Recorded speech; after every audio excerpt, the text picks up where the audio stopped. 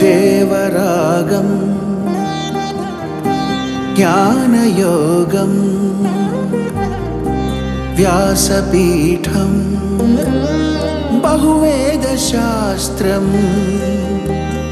బోధామృతహిత శ్రీమన్నారాయణం శివగౌరీ సంభాషిత సకల పురాణం అష్టాక్షరి పంచాక్షరి మంత్రావరణం అఖిల దేవతా సంస్తుతి పారాయణం జయమంగళకరమీ ప్రవచన శ్రవణం అనుదినము శుభము సుఖము జీవన గమనం దేవరాగం జ్ఞానయోగం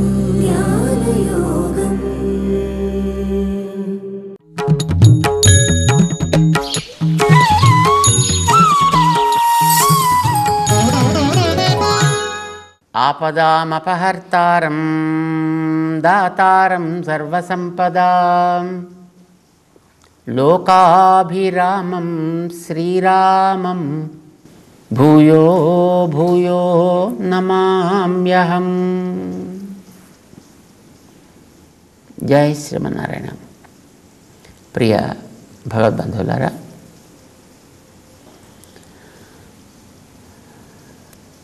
లోకంలో మనం కొన్నిటిని సంపాదించాలనుకుంటాం,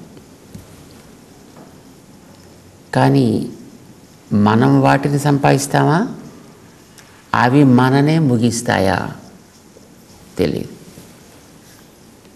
ఆకలి తీరాలి, అన్నం తినాలి, మనం ఆకలి తీరాలి అని అన్నం తింటున్నాం, కానీ తినే అన్నం మన ఆకలిని తీర్చిందా, మననే తింటోందా? ఇది ఆలోచిస్తే నిజానికి మనం అన్నా తింటలేదు, అది మన తినేస్తోంది.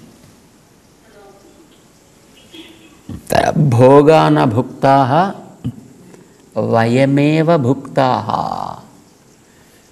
మనం అనుకుంటాం మనం అనుభవిస్తాం కాబోలని, కానీ మనకి ఇప్పటిదాకా అయితే ఆకలి తీరలేదు కదా. మనం ఎంతో కాలంగా ప్రారంభం చేసాం తిందామని అన్నం తినడం. మొదట్లో తినడానికి మనం హెజిటేట్ చేసిన, అన్నప్రాసం చేసిన రోజున, తర్వాత కొంచెం రుచి పడ్డ తర్వాత డిమాండ్ చేసి మరీ తినడం ప్రారంభం చేసాం. రోజుకి ఒకసారికి, 2 సార్లకి, 3 సార్లకి, 4 సార్లు ఇలాగా దాన్ని పెంచుకుంటూ పోయి ఇప్పటికి ఎన్ని టన్నులు తిని ఉంటాం మనం. టన్స్, ఎన్ని క్యూసిక్స్ ఆఫ్ వాటర్ తాగి ఉంటాం మనం ఇప్పటిదాకా. ఆకలి తీరిందా ఇప్పటికి మనకి? లేదు. పోనీ ఇంకా చాలని అనిపిస్తుందా? అది లేదు. పోనీ అందులో ఏమైనా కొత్తదనం ఉందా? అది లేదు. అదే అన్నం, అదే కూర, అదే పచ్చడి, అదే చారు, అదే సాంబార్, అదే పదార్థం, అదే శనగపిండి, అదే గోధుమ పిండి, అదే మినప్పిండి, అదే ఇంకో అధ్వాన పిండి, అదే నూనె, అదే నెయ్యి. ఇంతకాలంగా తింటున్నా మనకి తృప్తి ఇంకా చాలు అని అనిపించి, ఇంకా అందులో ఏమేమి కొత్త కొత్త ఎక్స్పెరిమెంట్స్ తయారు చేసి కొత్త కొత్త పదార్థాలు తయారు చేయొచ్చు అని మనం ఆ దృష్టిలో పెడుతున్నామే తప్ప అసలు మనకి అది ఎందుకురా, అవసరమా? అసలు అది అవసరమా తెలియదు. కానీ వేస్తూనే ఉన్నాం, తింటూనే ఉన్నాం. తృప్తి ఒకనాటికి కాకపోతే ఒకనాటికైనా కలుగుతుందేమో అని ఆశ, కానీ కలగట్లేదు. అది ఇంకా పెరుగుతోంది, ఇంకా పెరుగుతోంది తప్ప తరగటం లేదు. చెప్పాడు పాప మహాకవి, భోగాన భుక్తా, ఈ సుఖాలు అనుభవం అనేటువంటిది మాకు కాలేదు, వయమే భుక్తా, దానికి మేం కరిగిపోతున్నాం. ఇప్పుడు మనకేమిటి, తిండి తిన్న వాళ్ళు ఏమవుతుంది, రకరకాలు చేసే ఎక్స్పెరిమెంట్స్ వల్ల రోగాలు వస్తున్నాయి. రోగాలు తీర్చడానికి మందులు వస్తున్నాయి. మందులు వేసుకోవడానికి పైసలు కావాల్సి వస్తున్నాయి. పైసలు కావడానికి రకరకాల పనులు చేయాల్సి వస్తున్నాయి. మళ్ళీ రకరకాల పనులు చేయడానికి శక్తి కావాల్సి వస్తుంది. శక్తి కోసం ఇంకొకరిని పాడుతీడు తినాల్సి వస్తుంది. దానికేవో పేర్లు పెట్టారు. దానికి ఏదో విటమిన్స్ అన్నారు, ప్రోటీన్స్ అన్నారు, ఇంకో క్యాలరీస్ అన్నారు, మరొకటి ఏదో అన్నారు.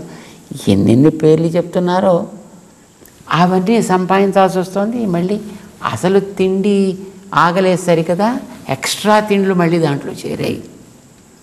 పోనీ ఇన్ని తిన్నా వీడు శాశ్వతంగా బతికుంటున్నాడా అంటే ఆ శరీరం కాస్త టక్మని ఏదో నాడు కాస్త ఆగిపోతుంది. మనకి తెలుసుని ఎంతోమంది పడుకుని కుర్రాళ్ళు మన్నాడికి లేవట్లేదు. నిద్రలోనే అయ్యా హార్ట్ అటాక్ అండి అంటున్నాడు. వాడు ఏమవుతుందో తెలియట్లేదు. మనం చేయటం లేదు. నిజానికి మనం ఏమీ సాధించలేకపోతున్నాం. వాటి వెంట మనం పడుతున్నాం తప్ప మన వెంట అవి పడుతున్నట్టు మనం గుర్తించలేకపోతున్నాం. మనని అవి క్యాప్చర్ చేస్తున్నాయి.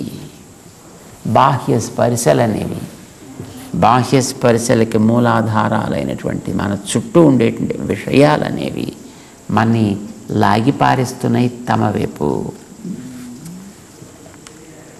మనం ఎన్నో సాధించాలని అనుకుంటాం, కానీ ఏమీ సాధించలేకపోతున్నాం. పాపం ఆ కవి చెప్పాడండి ఆయన, తపోన తప్తం వయమేవ తప్తాః. మేము మంచి ఆలోచనలు చేయాలి అని అనుకుంటాం, కానీ ఆలోచనలు సాగట్లేదు సరికదా. మేమే తరిగిపోతున్నాం, క్రమంగాను క్షీణించిపోతున్నాం మేము. కాలో నయాతాః వయమేవ యాతాః.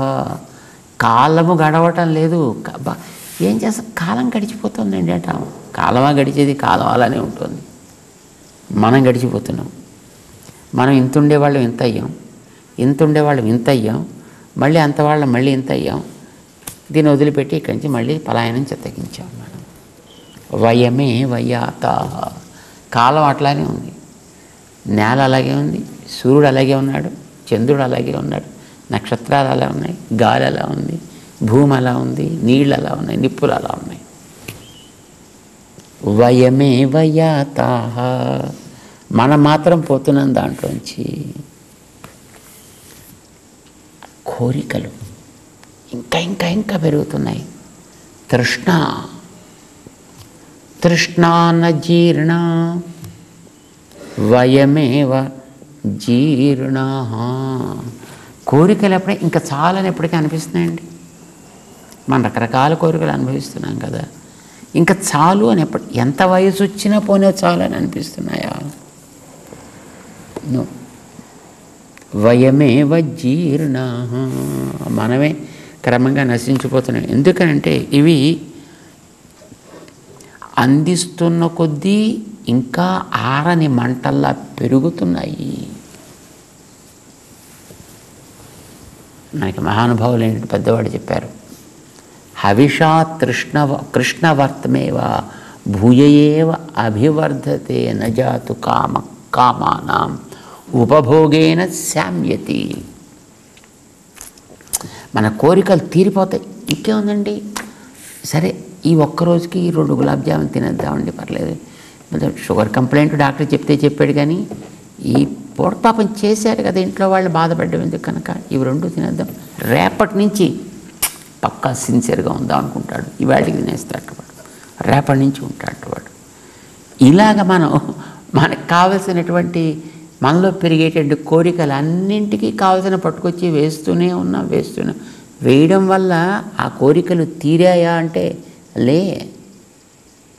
నిప్పు ఆరాలనుకుని దాని మీద పెట్రోల్ పోసినట్లుగా మనం ఈ కోరికలు తీరాలనుకుని బాహ్య పరిశీలన తీసుకొచ్చి లోపల పోస్తుంటే వాటి వల్ల ఇది ఈ అగ్నిహోత్రం మరింత మరింత మరింత మండుతోంది. చివరికి వయమేవ జీర్ణా. మొత్తం మనమే నశించిపోయేటటువంటి స్థితి వస్తుంది. మళ్ళీ భూయేవ అభివర్ధతే అవుతోంది తప్ప ఇవి ఏవి తగ్గటం లేదు. మనమే పోతున్నాం, మళ్ళీ ఈ ప్రపంచంలోంచి నిష్క్రమిస్తున్నాము. కనుక చేయవలసింది ఏమిటి? బాహ్య స్పర్శల యందు తగులుకోవద్దును. మనం గతంలో ఒక ఉదాహరణ చెప్పుకున్నాం. అవి మొట్టమొదటి చాలా బాగుంటాయి, అందంగా అనిపిస్తాయి, రుచిగా అనిపిస్తాయి, ఆకర్షకంగా కనిపిస్తాయి. కానీ అందులోకి ఒకసారి అంటూ తగులుకుంటే ఇంకా మళ్ళీ వెనక్కి రావడం అనేటటువంటిది ఉండనే ఉండదు. అందులోకే తీసుకుపోతుంది, తేనెలో పడ్డ ఈగలాగా అని మనం చెప్పుకున్నాం గతంలో. ఇవన్నీ అలాంటివి. అంచేతనైనా రెండవ మెట్టు కృష్ణుడు అర్జునుడికి సమదర్శనాన్ని సాధించడానికి, లేదు ఆత్మదర్శన సాధకమైనటువంటి పరంపరని మనకు అందిస్తూ రెండవ మెట్టు చెప్పాడు ఆయన. బాహ్యస్పర్శేషు అసక్తాత్మ విందతి ఆత్మని యస్సుఖం సబ్రహ్మయోగయుక్తాత్మ. అది ఎప్పుడు ఏర్పడుతుంది అంటే నువ్వు బ్రహ్మయోగయుక్త ఆత్ముడివి కావాలి. నీ మనస్సులో ఆత్మతత్వాన్ని పూర్తిగా నింపి పెట్టాలి. దీనికి మొట్టమొదటి ఒక పేరు పెట్టాడు నేను, సమాధి. ఈ పేరు పెట్టాడు ఆయన, రెండవ అధ్యాయంలో పెట్టాడు ఈ పేరు. సమాధి అవ్వాలి. ఇది ఏం చేయాలి? మనస్సు తన లోపల ఈ ఆత్మ విషయకమైనటువంటి జ్ఞానం అనే నీటిని చక్కగా నింపుకోవాలి. మొట్టమొదట నింపుకుంటే ఏమవుతుంది? అది తాత్కాలికంగా నిండి మనకు కనిపిస్తుంది, కానీ కాస్త ఎట్టినా స్పర్శలు ఏర్పడితే అది కదిలినప్పుడు మళ్ళీ ఈ నీళ్లు బయటికి ఇటు స్పిల్ అవుతుంటాయి. నీళ్ళు ఒకవేళ పక్క కనుక పడితే నీళ్ళు ఒలికిపోతాయి, కారిపోతాయి కూడా. దాని పేరు నిశ్చలము అని పేరు పెట్టాడు, నిశ్చల స్థితి అని పేరు పెట్టాడు. కానీ నిశ్చల స్థితి చాలదయా, అచలా బుద్ధి కావాలి. అది నిశ్చలా బుద్ధి చాలదు, అచలా బుద్ధి కావాలి. అది ఎలా ఏర్పడుతుంది అంటే మనసులో నింపినటువంటి ఆ నీళ్ళని జ్ఞానాన్ని డీప్ ఫ్రీజర్లో పెట్టినప్పుడు చూడండి, గ్లాసులో అది పూర్తిగా గడ్డ కట్టేస్తే నీళ్ళే. కానీ ఆ స్థానంలోకి చేర్చినప్పుడు దాంట్లో అది గడ్డ కడితే నువ్వు గ్లాసుని ఇటు ఉంచినా అటు ఉంచినా ఊపినా తల్ల కిందలా పెట్టినా పైకి ఇటు అటు ఆడుతూ ఎగరేసినా ఆ లోపల పట్టినటువంటి ఆ నీటి గడ్డ ఉంటుంది, గడ్డ కట్టినటువంటి ఆ నీరు ఉంటుంది, అది కింద పడనే పడదు, దాంట్లోనే స్థిరంగా ఉంటుంది. ఇది మనస్సుకి పేరు పెట్టా. మనస్సు తనకి మనం అందించినటువంటి ఈ ఆత్మని పొందాలనే జ్ఞానాన్ని అలా తయారు చేయాలి. దానికి పేరు పెట్టాడు. దానికి ఏం పేరు పెట్టాడు? దానికి సమాధి. ధీ అంటే ఉంచుట. ఎలా ఉంచాలి? నిండుగా ఉంచాలి, చాలదు. కదలని రీతిలో స్థిరపడేటట్టుగా ఉంచాలి. జ్ఞానం మనస్సులో స్థిరపడి అలాగా ఏం చేసినా కదలని స్థితిని పొందితే అప్పుడు ఆ మనస్సుకి పేరు సమాధి. ఇది కావాలని రెండవ అధ్యాయంలో చెప్పాడు, సరేండి. దాన్ని మళ్ళీ ఇక్కడ 5వ అధ్యాయంలో ఒకసారి మన కోసమని మళ్ళీ ఆయన రిపీట్ చేస్తున్నాడు. ఇలా కనుక నువ్వు చేయగలిగితే, అలాంటి స్థితికి నువ్వు మనసుని తెచ్చుకోగలిగితే అప్పుడు నీకు బ్రహ్మయోగ యుక్తాత్మ అనే పేరు వస్తుందయా. ఎందుకంటే అందరే రాకపోతే ఏం గొప్పలంటుకుపోయింది. నీకు సుఖం కావాలని కోరుకుంటున్నావు కదా, నీకంతా అనుకూలంగా ఉండాలని కోరుకుంటున్నావు కదా, అది నీకు క్షయము కాని సుఖం ఆస్నుతే. అది కాకుండా నీకు వచ్చేవన్నీ కూడా క్షయమైనటువంటి సుఖముల్ని కలిగిస్తూ ఉంటాయి. కానీ మనకి క్షయిష్ణు అయినటువంటి సుఖం కాకూడదు, అక్షయమైనటువంటి సుఖం కావాలి. ఇది మనం కోరుకుంటున్నాం. ఆత్మతత్వజ్ఞానం అట్లాంటిది, ఆ వజ్రం లాంటిది. మిగతా ఉండేటువంటి జ్ఞానాలన్నీ బొగ్గు ముక్కలు లాంటివి. బొగ్గు వజ్రం కూడా ఒకే దాంట్లోంచి తయారవుతుంది సుమండి. అది కూడా మట్టిలోంచి తయారయ్యేదే, ఇది మట్టిలోంచి తయారయ్యేదే. అది కర్బనమే, ఇది కర్బనమే. రెండిటికి కూడా ఎలిమెంటల్ ప్రాసెస్లో పెద్ద డిఫరెన్స్ ఏం లేదు, కానీ దాని ఎక్స్పీరియన్స్లో తేడా ఉంది. దానికి సాధించినటువంటి అంత సారంలో తేడా ఉంది. వజ్రం ఇంత మొక్క పెట్టినా అది లక్షల ఖరీదు చేస్తుంది. బొగ్గు నువ్వు ఇంత గొప్ప పట్టు పోసుకొచ్చినా దాని విలువ ఇంతే ఉంటుంది. దీని విలువ అనంతంగా ఉంటుంది వజ్రాంది అయితేను. మన రెండు ఒకదాని పక్కన ఒకటి పెట్టి నీకు ఏది కావాలంటే అది నువ్వు తీసుకోవచ్చాయా అని చెప్పామనుకోండి, ఏది తీసుకుంటాడు? బుద్ధిమంతుడైతే ఆ మంచి విలువ కలిగినటువంటిది అసలు సిసలైనటువంటి వజ్రము ఇది అని తెలిసిన వాడు ఎవడైనా ఆ వజ్రాన్ని వదిలిపెట్టి బొగ్గు ముక్కను తీసుకుంటాడా? తీసుకోడు. బుద్ధిమంతుడైతే తీసుకోడు. తీసుకుంటాడా అంటే బాలుడు తీసుకుంటాడు, చిన్నపిల్లలు తీసుకుంటారు. ఇప్పుడు మీకు ఒక 1000 రూపాయల నోటు ఉందో లేదో ఇప్పుడు తెలియదు నాకు, కానీ ఒక 1000 రూపాయల నోటు ఉందనుకుందాం టెంపరీగా. ఒక నోటు రెండో పక్కన ఒక 2 మంచి లడ్డూలు పెట్టాడు అనుకోండి, ఏది తీసుకుంటాడు? 1000 రూపాయల నోట. ఇందులో నీకు ఏది కావాలంటే నువ్వు తీసుకోవచ్చు, చాయిస్ ఈజ్ యువర్స్. పోనీ ఈ 1000 రూపాయల నోటుని మార్చుకోవడానికి నీకేమీ శ్రమ అయితే ఏం లేదు, హాయిగా నీకు చక్కగా చెల్లుబాటు అయ్యేటటువంటి స్థితి ఉంది. అలాంటిది ఒక పక్కన 2 మంచి మంచి లడ్డూలు ఒక పక్కన పెట్టి నీకేది కావాలంటే తీసుకోవయ్యా అంటే లడ్డూలు ఎవరు తీసుకుంటాడండి? బుద్ధి పక్వత చెందనటువంటి చిన్నపిల్లలైతే వాడికి ఆ నోటు పిచ్చికాయితం 2 వాడికి ఒకటే కనుక దానికేసి వాడు పోడు, ఈ లడ్డూలు తీసుకునే ప్రయత్నం చేస్తాడు. కానీ ఇప్పుడు మనలాంటి బుద్ధిమంతుడు అనుకోండి, ఒక 2 లడ్డూలు కాదు మొత్తం ఒక లడ్డూలు బుట్ట పెట్టినా ఇలాంటి బుట్టలు బోళ్ళని కొనుక్కోవచ్చాయా అని ఆ 1000 రూపాయలే కమాన్ పట్టరా అంటాడు, కావాల్సిందే తీసుకుంటాడు. కాక ఇవన్నీ తింటాం కనుక తినదగినది ఏదో అది మేము తీసుకుంటాం, దాంతో పట్టుకొచ్చాని ఆ 1000 రూపాయలు తీసుకునే ప్రయత్నం మనం చేస్తాం కదా. దాన్ని పొందాలని అనుకుంటాం కదా మనం.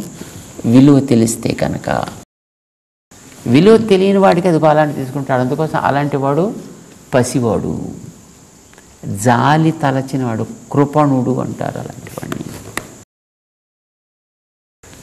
మానవ జీవితానికి కూడా అంతే. మానవ జీవితంలో 2 ఉన్నాయి ఇక్కడ మనకి. ఒకటి ఆత్మతత్వం, అంటే నిన్ను నువ్వు తెలుసుకోవడం, ఇది ఒక పక్కన. శరీరము దానికి సాధనంగా వచ్చి ఈ శరీరంలో అంటే ఇప్పటికి ఈ జన్మలో తాత్కాలికంగా ఏర్పడ్డ కొంత కర్మ కోసం మాత్రమే పరిమితమై ఇప్పుడు నీకు అందినటువంటి ఒక టూల్, ఒక సాధనంగా నీకు అందినటువంటిది ఈ శరీరం. ఈ శరీరానికి కావలసినటువంటి స్పర్శలు, సుఖాలు, దుఃఖాలు ఎట్సెట్రా, చల్లతనం, వేడితనం, మృదుతనం, ఇలాంటివన్నీ కలిగి వాటిని కోరుకుంటూ ఉండేటటువంటి శరీరము, దాని యొక్క డిమాండ్స్ ఒక పక్కన. కర్మకి బంధం పొంది ఇక్కడికి వచ్చి తగులుకుని ఇక్కడ చిక్కుకుని ఉన్నప్పటికీ కూడా ఇది కనుక కాస్త ప్రయాసతోటి కనుక తొలగలిగినట్లయితే ఇహ పైన అక్షయం సుఖమశ్నుతే అనేటువంటి స్థితికి ఆధారమైనటువంటి వజ్రపు విలువ కలిగినటువంటి, వజ్రం కంటే విలువ కలిగినటువంటి ఆత్మతత్వం ఒక పక్కన, ఆత్మతత్వం ఒక పక్కన, శరీర సుఖాలు ఒక పక్కన. ఇవి 2 పెడితే ఏది మనం తీసుకోవచ్చు, ఏది మనం గ్రహించవచ్చు. అంటే అసలు ఆత్మతత్వం అంటే మనకి ఏమిటో తెలియదు కనుక, ఇంతవరకు మనం విన్నప్పటికీ కూడా అది కేవలం విన్న నాలెడ్జ్ మాత్రమే కనుక, చూసిన నాలెడ్జ్ అయితే అసలు కాదు కనుక, మనలాంటి వాళ్ళకి ఇవి 2 పెట్టినట్టయితే అయ్యా ముందు నాకు ఆ లడ్డూలు ఇప్పించండి సార్ అని లడ్డూలు తీసేసుకుంటాం. కానీ మనకి దీన్ని వదిలిపెట్టేస్తాం. ఇప్పుడు ప్రస్తుతం మనం అందరం చేసే పని అట్లాంటిదే కదా. మనందరం బాహ్య సుఖాలకి ఇచ్చేటటువంటి ప్రాముఖ్యం మనకి ఆత్మతత్వ ప్రాప్తి సాధన కోసం మనం ఇవ్వడానికి ఇష్టపడటం లేదు. దాని మనం రుచి చూపలేకపోతున్నాము. కారణం దాని విలువ మనకి తెలియదు కనుక, మనం తెలియని పసివాళ్ళంగా ఉండడం చేత మనకి ఆ విలువైనటువంటి దాన్ని మనం కోల్పోతున్నాం. మనం వజ్రం లాంటిది మన దగ్గర ఉంటే ఈ బొగ్గు ముక్క కోసం మనం పాకురాడికి ఇలాంటి బొగ్గు కావలసినంత మనం కొనుక్కోవచ్చు. అది బుద్ధిమంతుడికైతే తెలుస్తుంది మనకి. అంచేత అర్జునుడితోటి కృష్ణుడు చెప్తున్నాడు, నాయనా నువ్వు చేయవలసినటువంటిది బాహ్య స్పర్శల నుంచి మనసును విడది, మనసులో తత్వాన్ని నింపు, దాన్ని నిలకడగా ఉంచుకోవాలని ప్రయత్నం చేయి. ఇది నువ్వు చేయవలసిన పని. దానికి సాధన కాస్త అభ్యాసం. అక్కడ మనకి మొట్టమొదట యతమానావస్థ అని ఆయన చెప్పాడు ఆయన. దాని తర్వాత రెండవ మెట్టు పైకి ఎక్కేటప్పుడు తత్తత్ ప్రాప్య శుభ అశుభం న అభినందతి న ద్వేష్టి, దానికి అభినందన ద్వేషాలు లాంటివి లేకుండా ఉండేటట్టుగా చేసుకో. ఇది చెప్పాడు ఆయన. చేతికి ఒక మంచి లక్షల రూపాయలు విలువ చేసేటటువంటి ఒక మాణిక్యాన్ని ఇచ్చి, ఈ మాణిక్యాన్ని రెండో పక్కన ఒక ఇదివరకు రోజుల్లో చిన్న గిద్ద అనేవారు, ఇంత పాత్ర, ఆ పాత్రనే బఠానీలు పెట్టారనుకోండి, ఇది లక్షల విలువ చేసేటువంటి మాణిక్యం. ఇది 5 పైసలు పెడితే వచ్చేటటువంటి ఒక గిద్దెడు బఠానీలు. బఠానీల కోసం పోతాడా? మాణిక్యాన్ని కోరుకుంటాడా? ఆత్మతత్వం సహజమైన కాంతి కలిగిన మణిలాగా, సహజమైన జ్ఞానం కలిగినటువంటి ఒక అద్భుతమైన తత్వం, అది మనకి లభించగలిగే అవకాశం ఉండేటప్పుడు అలాంటి దాన్ని వదులుకుని ఈ బఠానీల కోసం పాకులాడడం ఎట్లా మూర్ఖత అవుతుందో, అట్లాగా మనం బాహ్యమైనటువంటి వాటి కోసం పాకులాడటం కూడా అంతే మూర్ఖతనైన అర్జున. ఇప్పుడు యుద్ధం చేసేటప్పుడు నువ్వేమనుకుంటున్నావు? వీళ్ళు నా బంధువులు, వీళ్ళని నేను కొట్టడమా, వీళ్ళు నాకు గురువులు, వీళ్ళు నాకు ఆచార్యులు, వీళ్ళు నాకు తాతలు, వీళ్ళు నాకు ఇతరమైనటువంటి బంధుత్వం కలిగినటువంటి మేనమామలు, మేనల్లుళ్ళు, ఇలాంటి బంధుత్వం కలిగిన వాళ్ళు, వీళ్ళని నేను కొట్టడమా? ఏమైతే మాత్రం అలాంటి దాంతో లభించేటటువంటి సుఖాలు నాకు అవసరమా? శ్రేయో భోక్తుం భైక్షం అపి ఇహలోకే, నాకు అడుక్కు తిన్నప్పటికీ కూడా పర్వాలేదు అని నీ కర్తవ్యాన్ని వదిలిపెట్టి, కర్తవ్య పాలన వల్ల వచ్చే ఆత్మసుఖాన్ని వదిలిపెట్టి, నీ కర్తవ్యం కానీ దుష్ట ప్రవృత్తి కలిగినటువంటి వాళ్ళని దయతోటి వదిలిపెట్టేటువంటి ప్రవృత్తి చేస్తున్నావు. శరీర సంబంధాన్ని మాత్రమే చూసి అక్కడితోటి నువ్వు పరిమితం కావాలి అని అనుకుంటున్నావు. ఇది తగునా? తగదు. కనుక హాయిగా చక్కగా నీ కర్తవ్యాన్ని గుర్తించవా? యుద్ధం చేయడానికి సిద్ధంగా, యుద్ధం చేయడానికి సిద్ధమైతే నీకు దాంట్లో సుఖస్పర్శలు దుఃఖస్పర్శలు వస్తాయి, బాణ దెబ్బలు తగులుతాయి. నువ్వు బాణంతో కొడితే కొంతమంది పోతారు. అది ఏది జరగాలో జరుగుతూనే ఉంటుంది. అది గో హెడ్. వెనక్కి తిరిగేటటువంటి ప్రయత్నం చేయకు. యుద్ధాన్ని మానే ప్రశ్న లేదు సుమా.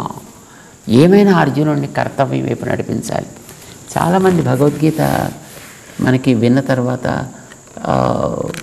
మొత్తం ప్రపంచాన్ని అంతటిని కూడా విరక్తితోటి వదిలిపెట్టేసి ఎక్కడికో హిమాలయాల్లోకి వెళ్ళిపోవాలి అనుకునేటువంటి స్థితిలోకి తీసుకెడుతూ ఉంటారు. కానీ పాపం కృష్ణుడు అలా వెళ్ళిపోవాలి అనే కోరిక కలిగిన అర్జునుడిని కూడా ఎలాగైనా వెళ్లకుండా వాడిని పట్టి పెట్టి యుద్ధం వాడి చేత చేయించి ఆ దుష్టులందరినీ కూడా సంహరించి భూమికి ఉండేటటువంటి ఆ భారాన్ని తగ్గించి మంచి వాళ్ళకి కాస్త 4 పనులు చేసుకోగలిగే అవకాశం కలిగించాలి.